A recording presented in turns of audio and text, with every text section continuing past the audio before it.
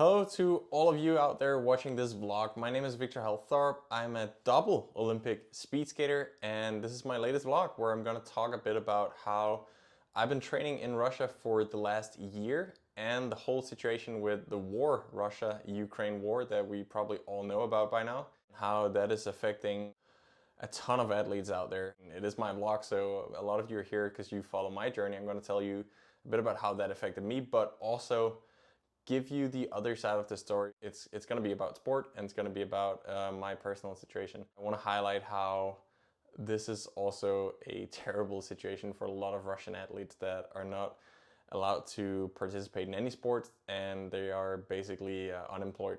Of course, I'm biased because my fiance Sofia is one of them, and a lot of my Russian friends are in that very same scenario. I myself came back home from the Winter Olympics. I was just going to Denmark to visit family, do some media stuff shortly, and then I was actually going directly to Moscow for a 2-week training camp leading up to the World Cup final.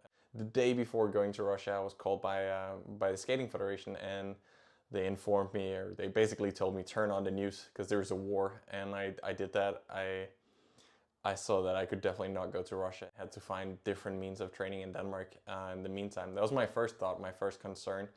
Obviously, it's hard. You can't do long track speed skating in Denmark, so I had to find some alternatives.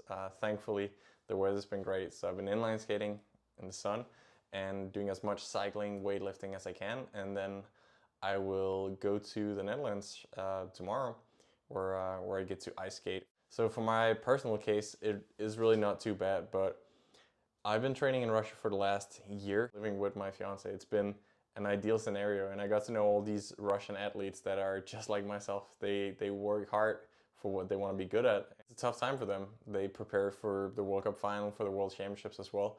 All of a sudden, they're being excluded.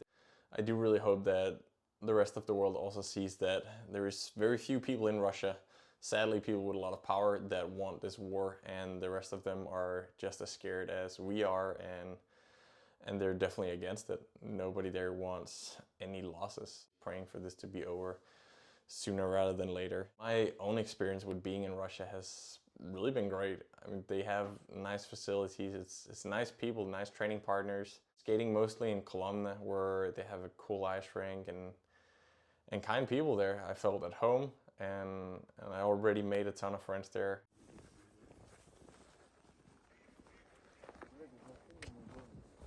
Привет! Как дела? Morning. Хорошо, у тебя как? Давай тренировку. It is incredibly scary that, especially for the people I know, because I can relate to that they don't know if they're going to be able to participate in any sporting events the next year or maybe their entire career. Having to train in a country where there is no ice, when all of a sudden that luxury is stolen away from you, can be very challenging, especially during the winter. If it rains a lot, I can't go outside and do inline skating, which is usually my go-to instead of ice skating. I mean, cycling is great for the physical part of it, but technically it's so far from skating, and same goes for weightlifting. So there's a lot of adaptations, and I definitely spent a lot of time with my sports psychologist to cope with that, all the uncertainties. My fiance and I are planning a wedding in the spring, and right now I have no idea. All I know is that my visa is not valid anymore, and they closed airspace. Hopefully there's gonna be peace sooner rather than later. If you wonder how bad can it actually be, sport isn't life. There's other things that are more important. For some people, sport really is life, and it's a huge part of their identity. I can speak for myself. It's everything I've been working on for my entire career, by far the majority of my entire life. Spent all my money on it, all my time, all my energy, and an unreal amount of sacrifices. So when all of a sudden that is taken away from you, it can be really devastating, and that's what a lot of people are going through right now. And the consequences that it will have for Russians, Belarusians, are huge. I mean, the chances of ever competing under their own flag, which comes with a lot of pride for a lot of people. We're not capable of relating to this in a lot of countries because we never really experienced being countryless sports-wise. But for these people, it is really hard to not represent your country, to not win medals under the national anthem or the flag of your nation. Traveling sanctions are going to be tough. I know for a lot of people it means missing out on competitions or just having a ton of trouble getting there, training camps as well. Also in personal life, this can have huge consequences.